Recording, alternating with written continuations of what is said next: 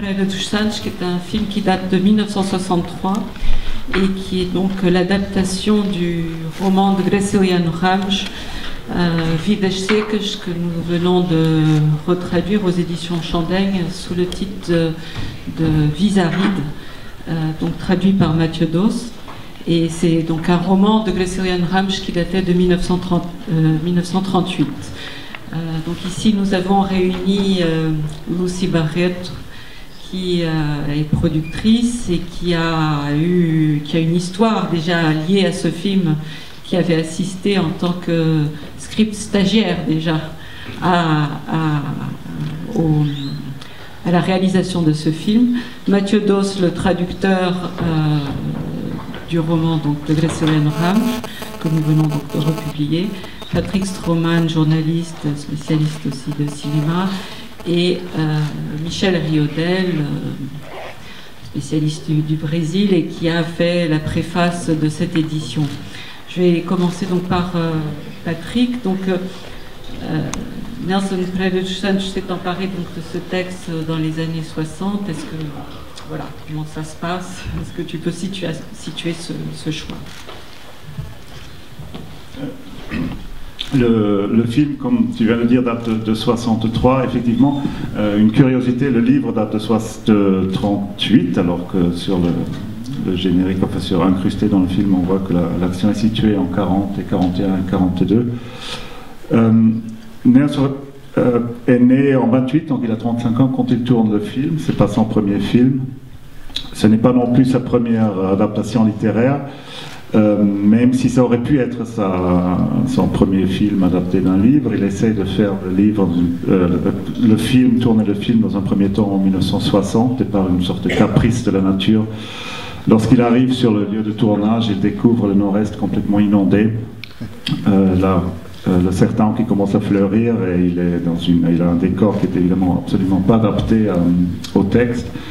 Donc il abandonne, enfin il repousse le tournage. Il fait entre-temps une adaptation de Nelson Rodrigues, Boca de Ouro, la pièce de théâtre de Nelson Rodrigues. Et par la suite, il se révélera peut-être le metteur en scène qui a la plus grande sensibilité littéraire du cinéma novo au Brésil. Il est à ce titre, il me rappelle un peu, sa trajectoire me rappelle un peu celle de Visconti en Italie, qui adapte La Terre tremble de Giovanni Verga, qui fait après les adaptations d'autres auteurs, Camus, etc. Donc je pense que pour revenir au film, il y a vraiment c'est une double coïncidence qui rend ce film véritablement intéressant et passionnant même. La première, c'est qu'il a une sensibilité littéraire affirmée. La deuxième, c'est qu'avec ce film, notamment en France, il s'impose définitivement comme un des auteurs majeurs du cinéma novo. Quand on lit les textes de l'époque, c'est assez intéressant. Glauber Rocha dit que le cinéma novo est né avec Rio 40 Graus, donc Nelson Pereira dos Santos. Nelson dit le cinéma novo est né avec Glauber Rocha présentant ce film à Rio et parlant à la presse à Rio en expliquant un peu sa théorie. Mais toujours est-il que ce sont deux parmi les 3-4 auteurs majeurs du cinéma brésilien qui ont véritablement révolutionné le cinéma. Et je dirais, ils ont fait preuve d'une sensibilité sociale accrue.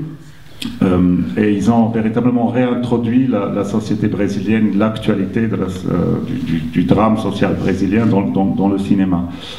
Et à ce titre, en 63, quand le film est effectivement réalisé, en 64, il est présenté à Cannes.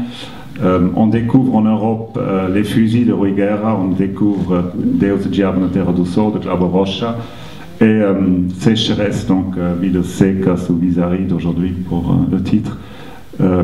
Ce sont trois films qui sont très différents, mais qui traitent chacun à sa manière du drame du sertan, du drame de la sécheresse, de la vie dans le nord-est. Et je pense à ce titre, ils ont véritablement changé d'époque pour ce qui concerne le cinéma brésilien. Mais je voudrais, à vrai dire, je serais surtout intéressé de savoir ce que Lucy Barreto peut nous dire sur le film, et peut-être aussi nous dire sur la collaboration ou la rencontre, si on a eu, entre Nelson et Graciliano Ramos. merci d'être venu pour voir notre film.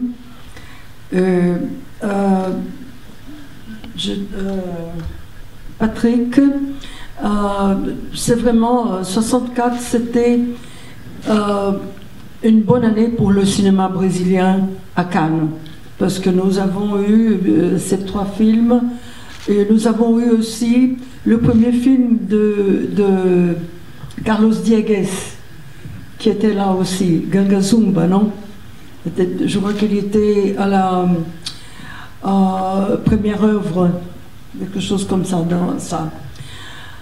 Bien, alors, c'est Glauber Rocha qui a présenté Nelson Pereira dos Santos à mon mari, Luis Carlos Barreto, qui est producteur aussi, et directeur de photographie. Il a fait la direction de photographie de ce film. Luis Carlos faisait un reportage, il était journaliste dans le plateau de Barravento, et Glauber lui a dit: écoute Luis Carlos, il faut que tu fasses du cinéma, que tu fasses de la photo, du cinéma.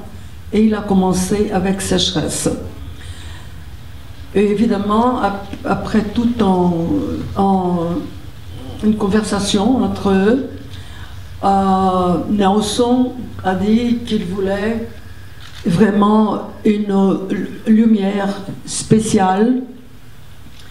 Et ils se sont mis d'accord pour qu'il n'y ait pas des instruments pour illumination électrique. C'est la lumière naturelle tout le temps. On n'a pas de lumière artificielle du tout. Ou c'est bientôt les toits qui étaient ouverts pour aider, ou alors les fenêtres, ou alors il y avait du feu aussi quand c'était le soir, non? Enfin, ma participation dans ce moment, c'était ma première participation dans un film. J'étais stagiaire en continuité. Enfin, j'ai suivi tout ça. Nelson avait la préoccupation d'avoir un langage très simple et très économique, comme c'est le langage du grand écrivain Graciliano Ramos, non? Comme ça, il avait des plans qui étaient très simples, rarement la caméra avait des mouvements. C'était enfin une recherche de la simplicité, vraiment.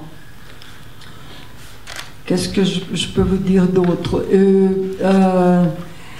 La femme qui fait le caractère de la femme de Fabiano, non? Signora Vittoria, ce n'était pas une actrice, c'était fonctionnaire d'un laboratoire qui a été choisi, enfin, comme ça.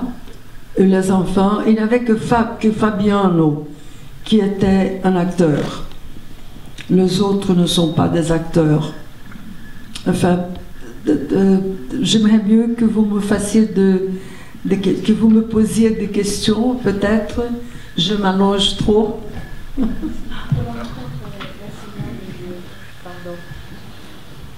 Oui, non, je ne sais pas si Michel, tu veux poser une question. Je pense que, enfin, là on vient de voir le film de Nelson et on est tous sous l'impact de ce film. Quand on lit le roman de Graciliano, on est sous l'impact du roman. Ce sont deux œuvres extraordinaires. Patrick parlait d'adaptation. Le cinéma novo s'est aussi nourri beaucoup d'adaptations littéraires. Joachim Pirl fait un chef-d'œuvre avec Macunaíma. Et quand il fait Macunaíma, c'est très différent du Macunaíma de Mário de Andrade, et en même temps, on retrouve l'esprit, on retrouve... Voilà. Et quand on voit le film de Nelson, on retrouve évidemment le roman de Gracilian, mais en même temps, sont deux langages complètement différents. Si on a commencé par lire le roman, on se dit, mais comment c'est possible d'adapter ça au cinéma?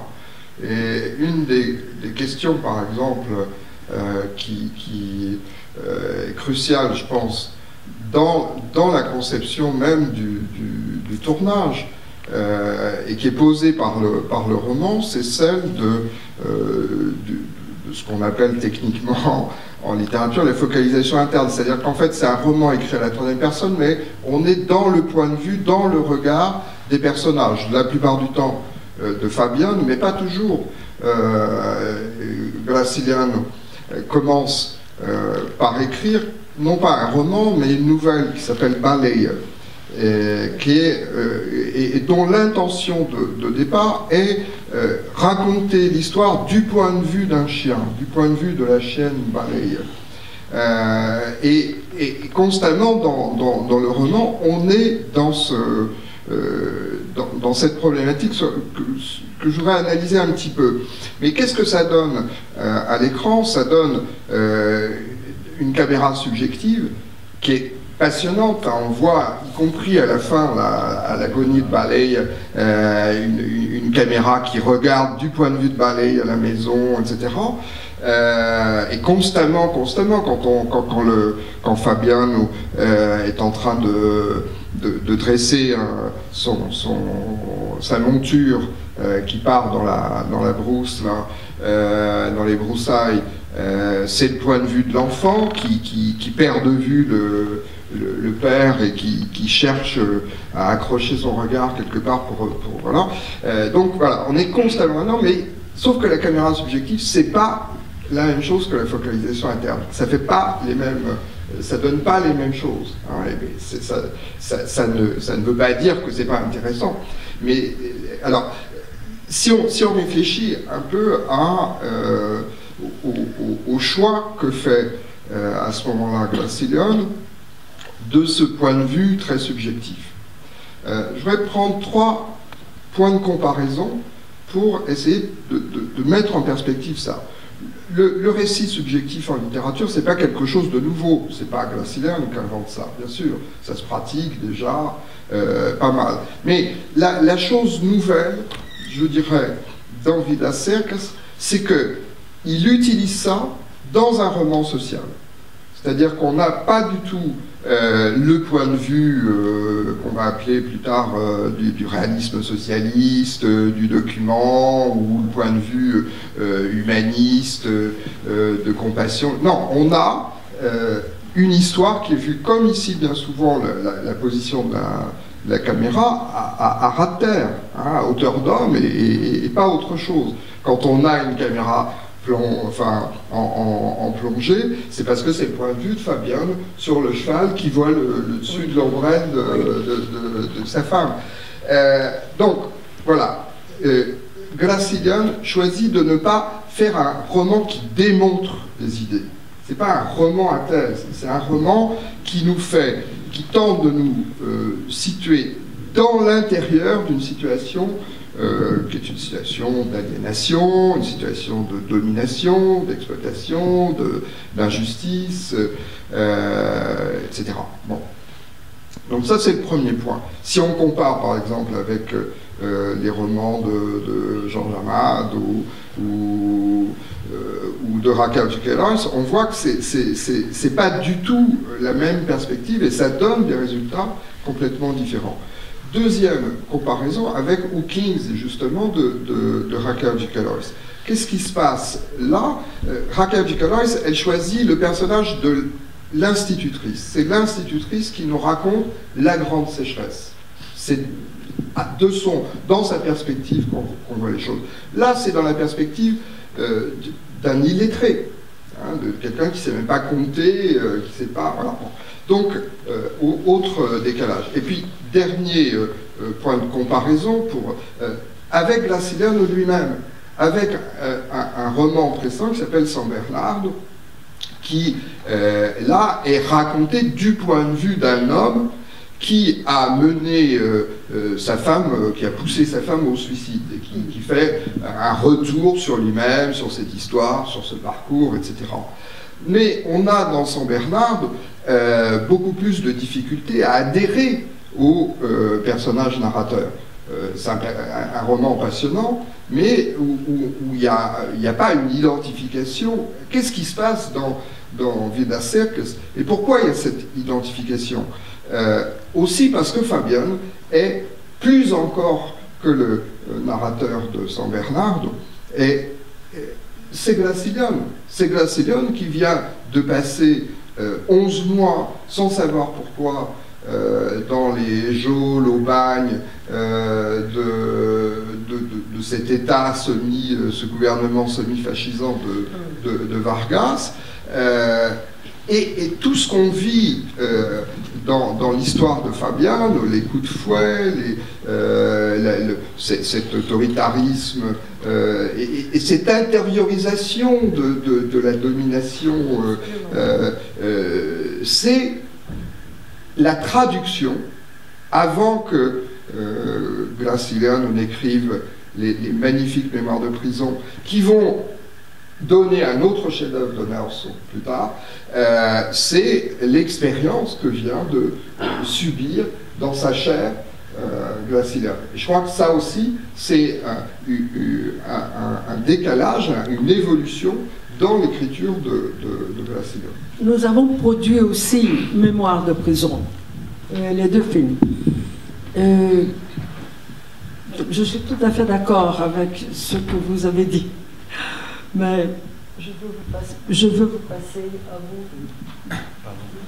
Non, moi je vais être très bref, je vais reprendre un peu ce qui a été dit. C'est vrai qu'en tant que traducteur, je voudrais dire que, parce qu'un film c'est aussi une forme de traduction, que c'est un film très fidèle au livre, stylistiquement je trouve.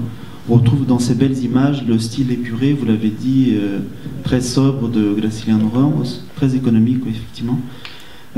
Parce que c'est un roman donc à l'écriture très sobre, très économique, contrairement à d'autres romans du Sertão. Je pense par exemple à Os Sertões de Euclides da Cunha, qui a été traduit en français sous le titre Haute Terre, ou aussi à Grande Sertão Veredas, bien sûr un livre postérieur qui a été traduit en français sous le titre de Diadorim. Ce sont tous deux des romans, avec un vocabulaire luxuriant, à l'écriture très audacieuse, enfin stylistiquement truffé d'audace stylistique. Et donc il n'y a rien de ça chez Graciliano Ramos. C'est tout le contraire, les mots se répètent, un peu comme cette idée fixe des personnages. Je pense notamment à Signa Vittoria, on le voit dans le film, qui a ce rêve d'un lit tout pareil à celui de Monsieur Thomas du Moulin à Roux. C'est une idée qui revient sans cesse. Et donc je pense que c'est ça qui fait la force, me semble-t-il, de l'écriture de Graciliano Ramos, c'est cette épuration qui est si différente du style baroque de nombreux écrivains brésiliens notamment. Et pour revenir au film, je trouve qu'il est très fidèle à cela, à l'histoire bien sûr, mais aussi au style de Graciliano Ramos. Et pour une petite anecdote, je voudrais conclure en disant, et en évoquant encore cette idée de fidélité. M'est arrivé, en traduisant le livre, de tomber au début que Signa Vittoria portait sur la tête un baú de folha. J'étais resté un peu perplexe à cette idée qu'une femme puisse porter sur la tête un coffre, et donc c'est en regardant l'affiche du film que j'ai vu qu'effectivement c'était un coffre en fer blanc qu'elle portait sur la tête, et donc ça m'a conforté dans cette traduction, et c'est ce terme-là que j'ai choisi. Voilà. Je voulais peut-être revenir aussi sur le film par un autre biais. Ce qui m'a frappé, c'est quand on compare, donc pour ça j'avais mentionné tout à l'heure, donc le livre date de 1938, Michel, tu viens de le situer. Le film date de 1963, et pourtant on a l'impression que c'est un film qui aurait pu, du moins, être un film contemporain. Aujourd'hui, si on adaptait aujourd'hui le livre, ça serait un film d'époque, ce serait un film historique qui serait consacré une situation historique qui est révolue. Le Certain ne ressemble plus aujourd'hui à ce qu'il a été. Je pense qu'en 63, on est à 1 an du putsch des militaires, et on aurait pu être encore dans cette situation, dans cette configuration sociale qui a été, donc, qui est à la fois très actuelle, elle est traitée par d'autres cinéastes, comme on vient de le dire tout à l'heure, et en même temps, elle s'appuie sur un livre qui a été écrit un quart de siècle avant. Et je pense que c'est le grand intérêt aussi de cette confrontation d'un regard qui vient 25 ans après l'écriture du livre, et de ce livre, c'est qu'il y a quelque chose, une tension qui s'est accumulée, mais qui ne s'est pas vidée dans le Nord-Est. Aujourd'hui, si on faisait le film, ce serait quelque chose de tout à fait différent. Oui. Quand on voit le film de Nelson, et quand on le compare avec les autres films que tu as cités, et qu'on pense notamment au film du Certain de Glover Roche, on se dit que c'est un film très réaliste, entre guillemets, enfin très soucieux. Il est très scrupuleux, Mathieu Doss le montre dans les détails, mais il est aussi... je crois, enfin, c'est des associations auxquelles on ne pense pas nécessairement en voyant le film et en connaissant tout le contexte du cinéma italien dont tu parlais tout à l'heure. Mais 2 choses. Moi, à chaque fois que je revois le film, je suis frappé du caractère ethnographique du film. Entre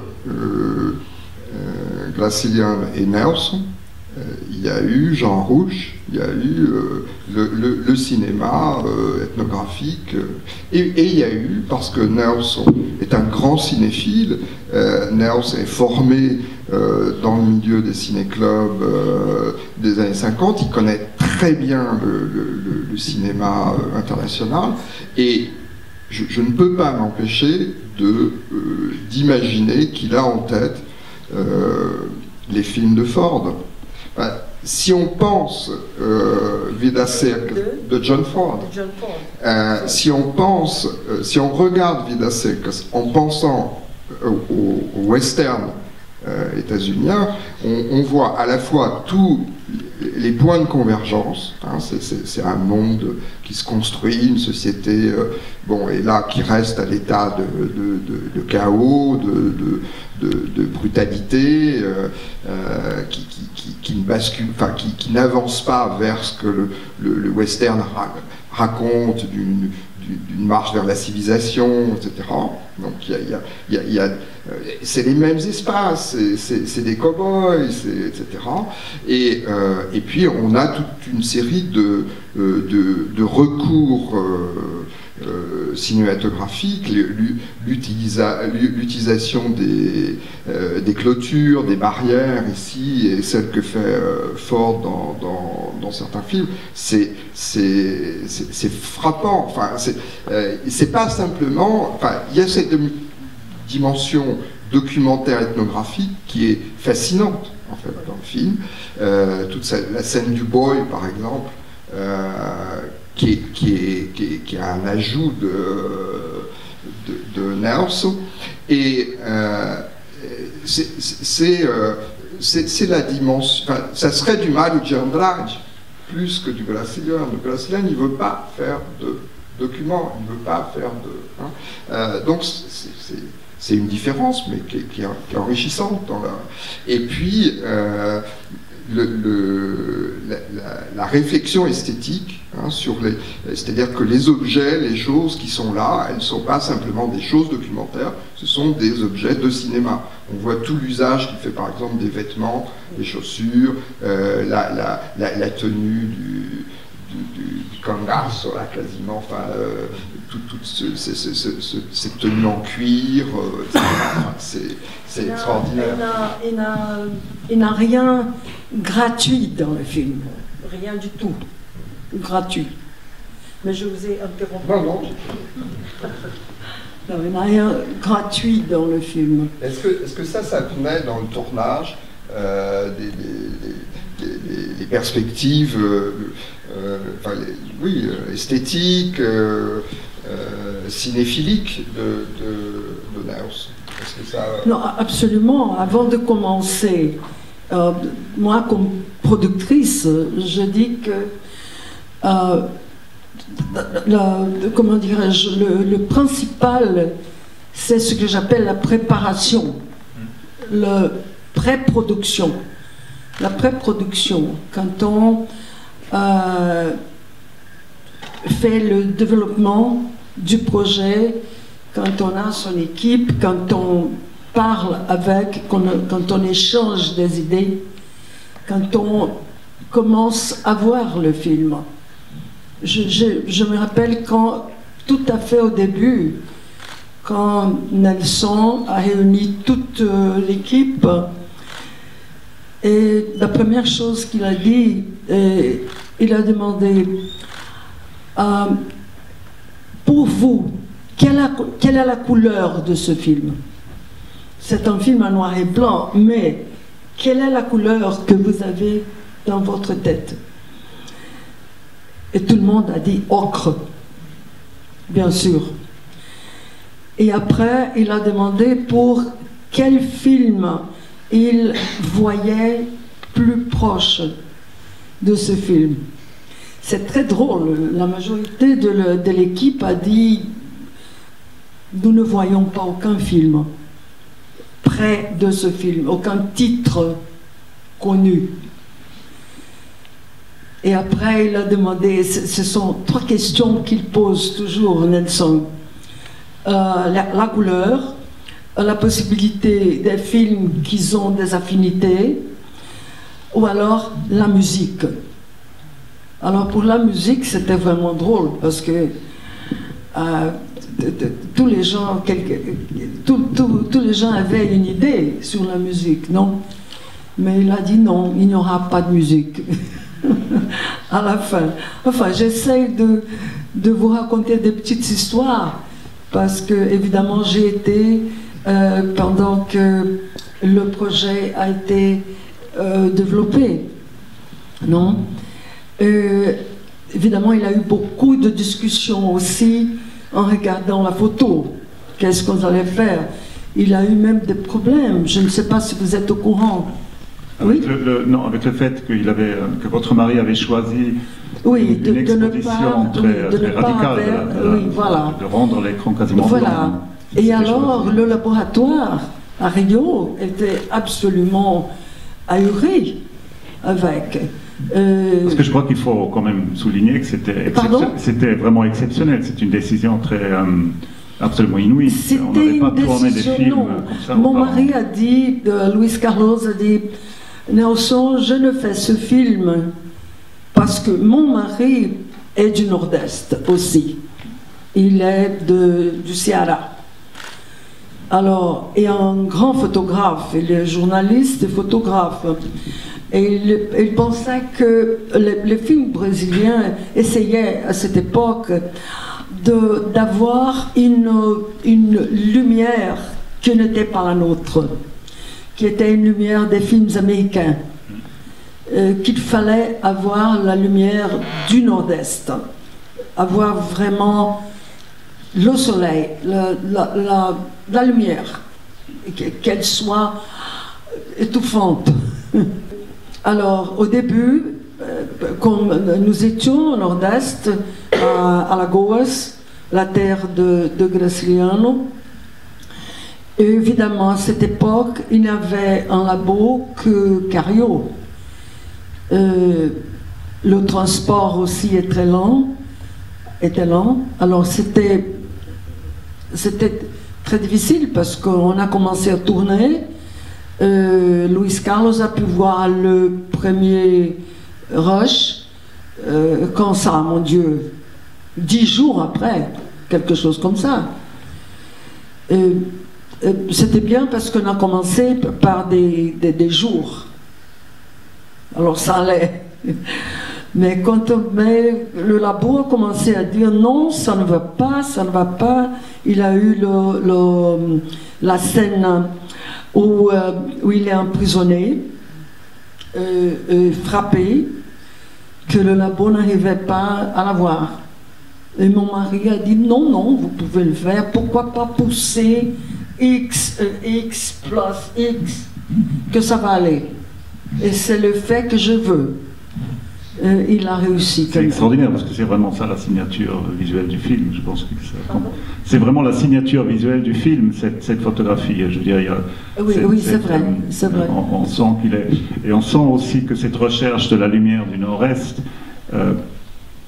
par opposition à une lumière qui pourrait éventuellement être celle d'une production américaine, est une recherche qui correspond à cette idée que le cinéma doit véritablement refléter une culture nationale. C'est ce qui distinguait aussi le cinéma noir du cinéma qui a été fait dans les années 50. Je voulais juste profiter de votre présence et vous demander si, puisque ce film, comme on vient de le voir, a été tourné en 63, donc juste avant la révolution des militaires, enfin avant le putsch, et que vous avez adapté 20 ans plus tard Memorias de Cárcel dont Michel a parlé en 84. Est-ce que vous avez est-ce que vous avez travaillé sur cette résonance entre les textes que vous adaptez en tant que productrice et la période historique dans laquelle le Brésil se trouvait à l'époque? J'ai pas très bien compris votre question. Vous parlez des deux films. Oui, le fait que vous avez adapté, par exemple, Mémoire de prison de Graciliano Ramos en 84, l'année où la dictature militaire s'est terminée, où la redémocratisation. C'est ça, mais le Brésil a beaucoup de contradictions. Alors, c'était la dictatorship, la dictature, mais quand même, il y avait un ministre, que c'était le ministre du planejamento, de la planification. Ce ministre avait beaucoup de pouvoir et il était juste à côté du président général Geisel. Et ils aimaient beaucoup le cinéma. Alors, ça se fait que pendant la dictature, ça a été un moment spécial du cinéma brésilien, que c'était les années 70, où nous avons réussi à avoir 43% de notre marché. Et depuis, nous n'avons pas pu atteindre ça, ce pourcentage du marché. C'est parce que il y avait ce monsieur Veloso qui aimait beaucoup le cinéma et qui nous aidait beaucoup, surtout avec la censure. Beaucoup. Parce qu'il y avait la censure, oui. Et il nous a aidé beaucoup. Alors, il y a comment on dit ça, ces choses impossibles, que tout d'un coup, on est dans la dictature, et en même temps, c'était le moment du cinéma brésilien, où on a eu Chica da Silva, de Diegues, où on a eu Macunaíma, quoi encore, comme il était bon mon petit français, de Nelson aussi. On a eu ce Dona Flor et ce de Marie. Qui était, je crois, un de vos plus grands succès tout court. Pardon? C'était un de vos plus grands succès dans votre carrière de productrice. Succès, c'est vrai. Alors, c'est très bien que vous avez apporté ça. Mais c'est dans la dictature que le cinéma a vraiment poussé. Maintenant, on a beaucoup de difficultés. On a la démocratie, mais c'est dur de faire du cinéma au Brésil. On a une agence de cinéma que c'est enfin, le toit de la bureaucratie. C'est quelque chose d'insoutenable. Je parle trop. pas du tout. Simplement, si dans le public, si vous avez des questions, vous pouvez profiter et poser. Moi, je voudrais du coup vous poser aussi une question. Lucy Barrett, vous avez dit que Nelson posait la question, à quel film ses collaborateurs pensaient en pensant à Vidas Secas. Est-ce que Nelson, lui, pensait à un film qui serait une référence ou qui serait proche justement de... Il a posé la question, il n'a pas répondu. D'accord. Et est-ce que vous soupçonnez une réponse? Non. Est-ce que vous pensez... Il voulait savoir qu'est-ce que les autres pensaient, non? Mais parce que je ne savais pas si il est venu... Vous le saviez peut-être, qu'il est venu au Nord-Est pour faire Vidas Secas et exceptionnellement, il a plu beaucoup. Et il a dû changer son projet. Il a fait Mandacaru à cette époque. Alors, ça veut dire qu'il savait très bien ce qu'il voulait faire. Il était très sûr de lui-même. Et c'est pour ça que c'est ce beau film qu'on a vu. Oui. Je pense que c'est une technique socratique, en fait. Il ne donne pas les réponses, il essaie de les faire venir. Je pense que pour revenir aux questions techniques... Et ça, c'est très Nelson. C'est très Nelson et c'est très Gracilian, je crois. Parce que ce que vous disiez sur l'image et la lumière, la surexposition utilisée comme moyen du film, et pas comme accident ou raté du film. Au contraire, c'est complètement intentionnel. On a la même chose sur la bande son très radicale, ce grincement de roues, de char à bœuf, etc. Et moi, je ne peux pas m'empêcher de penser 2 ans après Vidas Secas à Esthétique de la fin de Glover Roche. Le texte qui présente Gênes, si je ne m'abuse, en 65, et qui dit précisément la fin pour le cinéma brésilien, pour le cinéma latino-américain, pour le cinéma du tiers-monde, puisqu'à l'époque on parlait du Brésil comme du tiers-monde, c'est que le monde a changé, eh bien, ce n'est pas un sujet, ce n'est pas une thématique, la fin. La fin, c'est un moyen. La fin, c'est une série de procédés. On est un pays pauvre, on fait du cinéma pauvre.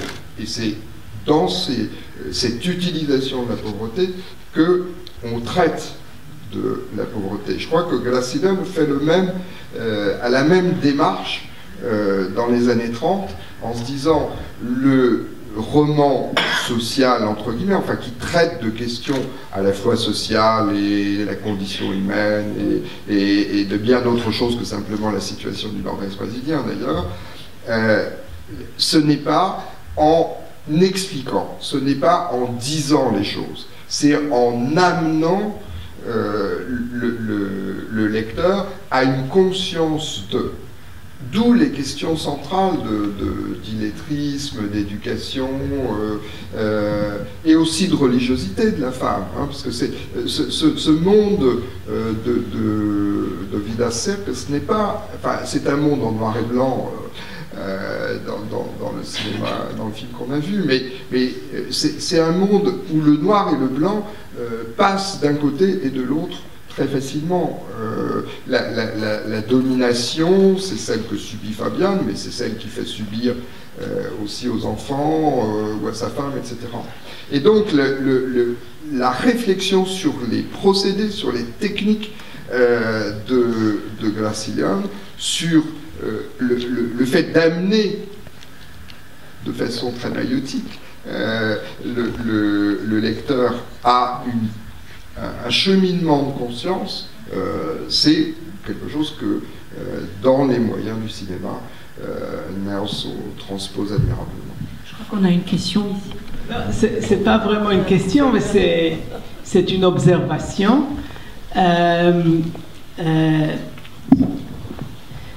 Patrick a évoqué un rapport entre Nelson Pereira dos Santos et Luchino Visconti pour la question de l'adaptation littéraire. Mais moi, je pense qu'il y a une influence évidente du néoréalisme italien, d'une manière générale.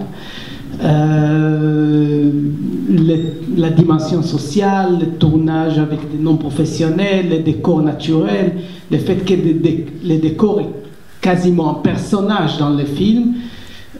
Dans le néoréalisme, c'est notamment les décors urbains. Ici, c'est les déserts du Sertão. Mais si on parle du néoréalisme italien et on cherche une référence cinématographique précise, on ne peut pas ne pas penser au film de Vittorio De Sica, Umberto D, qui établit là encore un rapport entre un homme et un animal, et qui sont tous les deux victimes des conditions sociales, de la misère. Et les deux films aussi développent certains effets mélodramatiques, mais ils se servent de ces effets mélodramatiques pour en faire forme de constat politique. Donc, Umberto D, c'est 1951. C'est trop tard, bien sûr, pour les romans, parce que les romans sont de 1938. Mais j'ai l'impression que Nelson Pereira dos Santos a pu voir peut-être le film d'Umberto D. Et c'est l'un des films, l'un des films dans les histoires du cinéma, véritablement dire que les animaux jouent. Ils jouent pratiquement. On a presque l'impression qu'ils sont conscients de jouer devant la caméra. Ouais. Oui, il paraît que j'ai lu que le public à Cannes, entre autres, était inquiet pour le chien qui avait joué le rôle de Baleille, et qu'il fallait amener la chienne à Cannes pour prouver qu'elle n'a pas été fusillée pour les besoins du film. Peut-être parce qu'on soupçonnait les Brésiliens de pouvoir être brutaux pour les besoins d'un film. Je suis très d'accord avec ce que tu viens de dire. Je pense que le film est vraiment... et le livre, d'ailleurs, c'est pour ça que je pense que ça fait quand même sens, pour revenir au livre, de le rééditer aujourd'hui. Il va bien évidemment au-delà de la question de la région du Nord-Est. Il touche à des questions qui sont très centrales. Il est question de l'émancipation de cette famille. Il y a d'ailleurs, pour parler de références cinématographiques, le premier plan m'a toujours beaucoup rappelé Laurence d'Arabie, l'arrivée d'Omar Sharif, qui commence un plan qui dure 3 minutes, qui commence avec Omar Sharif au fin fond du désert et qui met 3 minutes à arriver au premier plan. Le plan d'ouverture de ce film est un peu fait de la même façon. J'ai toujours pensé que Laurence d'Arabie, David Lean, avait volé cette idée de Nelson, mais j'ai vérifié avant de venir, Laurence d'Arabie est de 62. Mais bon, la fin du film... La fin du film met en scène aussi une scène d'à peu près 3 à 5 minutes où la famille longe cette fameuse haie qui sépare un peu la civilisation de la sauvagerie. Donc toute cette idée de la famille qui provient d'un État qui est tellement reculé, tellement... un lieu dans la détresse qui a, on peut dire, il n'y a même pas de caméra qui accède, il faut laisser venir advenir les personnages jusqu'à la fin où ils sont sur cette limite entre civilisation et sauvagerie. Je pense que c'est un très grand film qui traite de la tentative de cette population, de cette famille de s'émanciper et de lutter contre le soldat qui lui écrase le pied, comme ça pourrait être du Eisenstein presque, ce plan. L'église qui n'est donc qu'une aide, le cérémonial, un peu, les fêtes populaires qui sont aussi organisées pour les propriétaires terriens et non pas donc une utilité, donc un intérêt pour... S'il y a quelque chose de très tragique et de très universel dans le film et dans le livre, donc je pense qu'il est tout à fait utile et intéressant de le rééditer aujourd'hui, le livre. D'autres questions?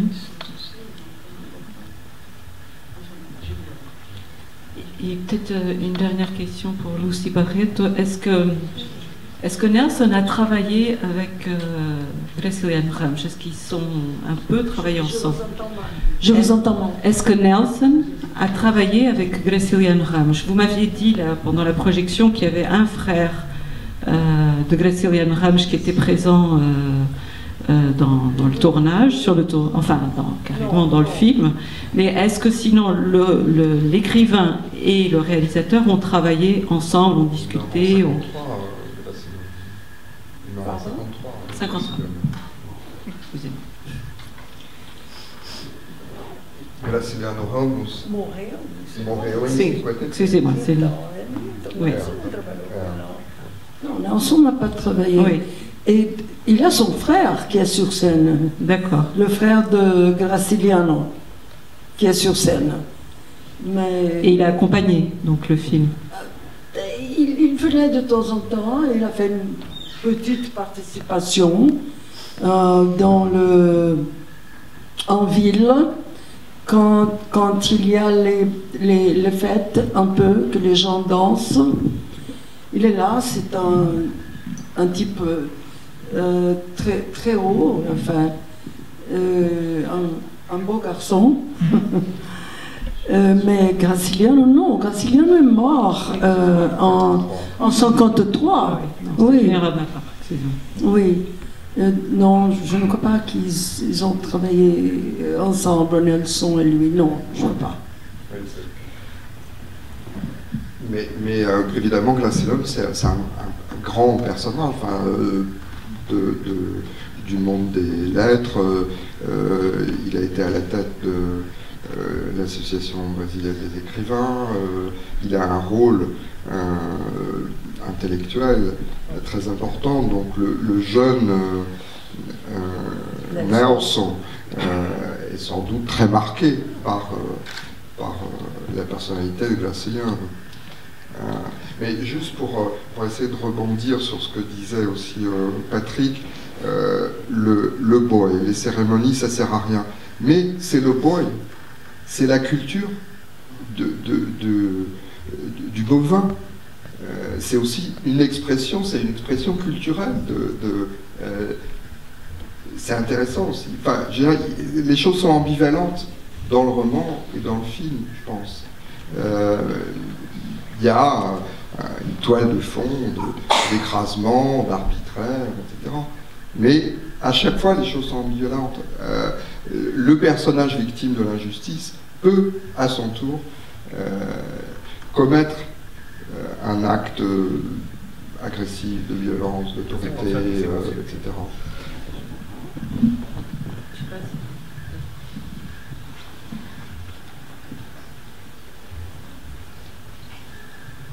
Dans ce cas, je vous remercie beaucoup. Donc, Lucy Barreto, Michel Riodel, Mathieu Dos et Patrick Stroman. Merci beaucoup.